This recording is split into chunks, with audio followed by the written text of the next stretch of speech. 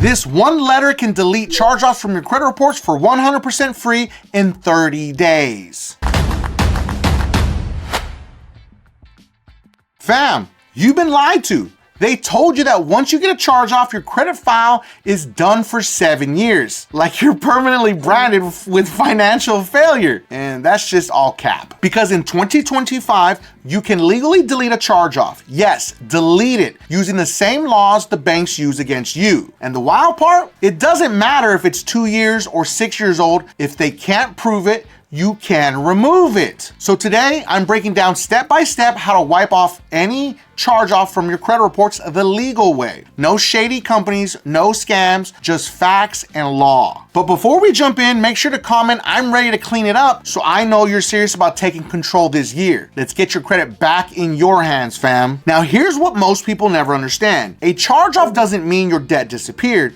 It means your lender gave up trying to collect and wrote that account off for tax purposes or for booking purposes. They sell it usually for 3 to 10 cents on the dollar to a third-party collection agency. So your original lender, gone. They got paid through a write-off. That collector who keeps calling, they're trying to squeeze money out of you on an account they barely even have records for. And that's where you get power. Because under the FCRA, the Fair Credit Reporting Act, Section 611, the bureaus can only report verified, complete, and accurate information. If they can't prove the accuracy, they have to delete it, period. And guess what? Most charge-offs from the past 5 years can't be verified under the new 2025 data sharing rules. That's your legal opening. So let me put you on game. In late 2024, the credit bureau switched to AI-based verification systems. No more humans checking paper records, just bots matching data fields. So if one tiny thing, even a zip code, digit, or balance date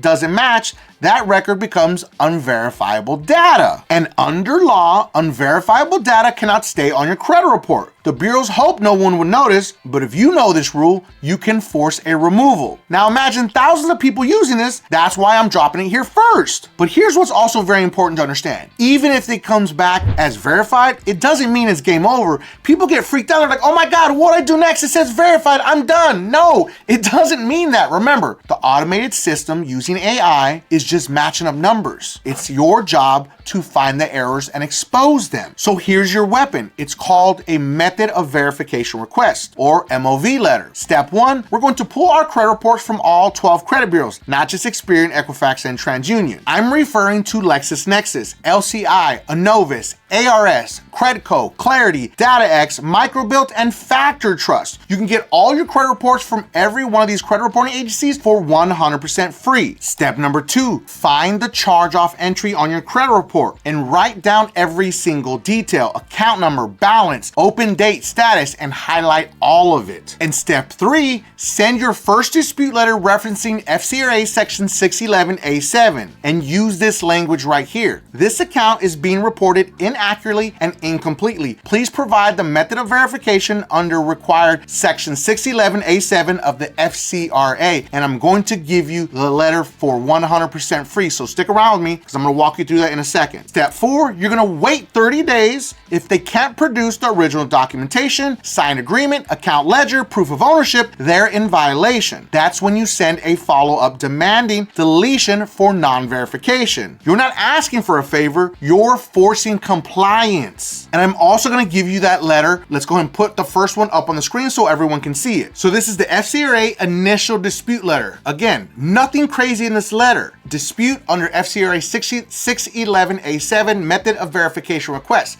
Now do not put FCRA initial dispute letter at the very top. You want to take that out. Now pause the video and screenshot this. Fill out all the areas that you need to fill out with your personal information and the information that's on your credit report for the account name and account number. Now let's put up the FCRA follow-up deletion demand. So if it doesn't get deleted in 35 to 45 days, this is the second letter that you're going to send. And again, also, do not put FCRA follow-up deletion demand on the top of this letter. It's just for your reference. Pause the video and screenshot this. I'm also going to put it in the video description so you can download it as a PDF for 100% free. Now fam, let's be honest. Have you ever tried to dispute a charge-off before? Type yes if you have and tell me how it went. and know if this is your first time learning about it, because I'm going to be reading every comment because your stories help me pick what to break down next. All right, let's keep rolling. Now here's the secret that no collector wants you to know. When they buy your debt, they usually get a data file, not the actual contract or agreement. That means they can show name, balance, and date, but they can't show proof of ownership. And under law, they can't prove ownership and accuracy.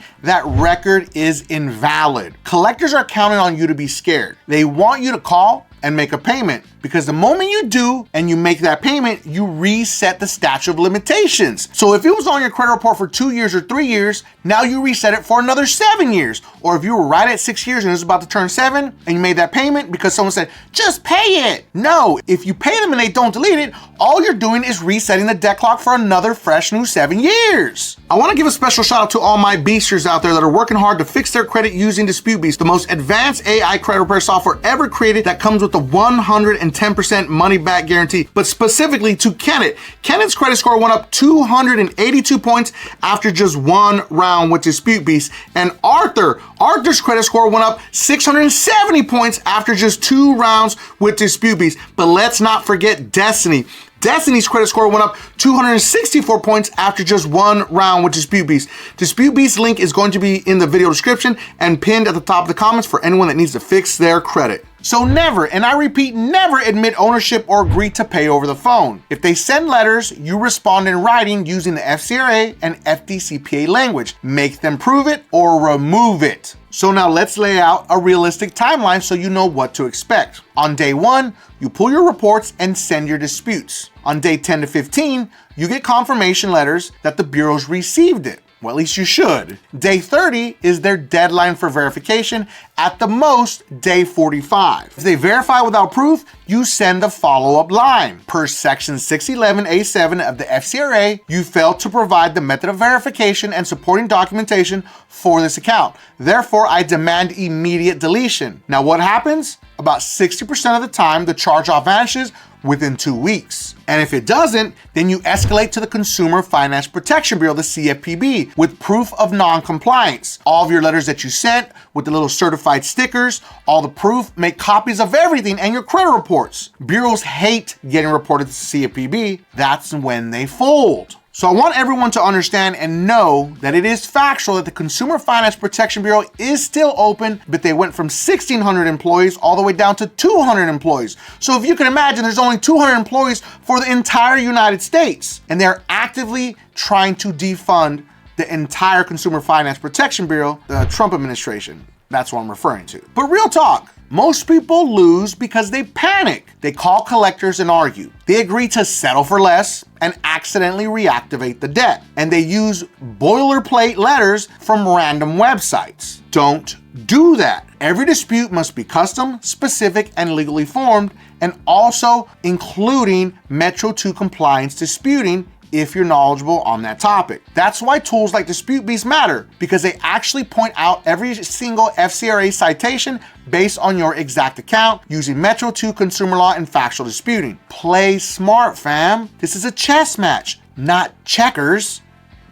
Last part's the most important. All right, fam, quick pause. If you're ready to start this process tonight, drop the word deleted in the comments. Let's see how many people are taking their power back this year. If this video hits 5,000 deleted comments, I'll do a full tutorial on how to remove collections next. If you're down, let's make this happen. Fam, you need to understand this. Your credit score isn't just a number, it's your leverage and it's your freedom code. You have the right to accurate data. You have the right to verification and you have the power to fight back. So tonight, pull those credit reports, send those letters, and take action. Because no one's gonna fix your credit for you. Well, unless you actually use DisputeBeast. But I promise you this, if you follow this plan, you'll win. If this helped you, smash the like button, subscribe, and share this video with someone who needs to see it. And remember, fam, stay focused, stay fearless, and stay credit savage. And if you have a Capital One credit card with a low limit, or you've been stuck in the same credit card for far too long, make sure to watch this video right here because it's gonna show you how to upgrade any Capital One credit card with no hard inquiry. And if you felt that I brought you some value in this video, make sure that you don't forget and subscribe to increase your credit score.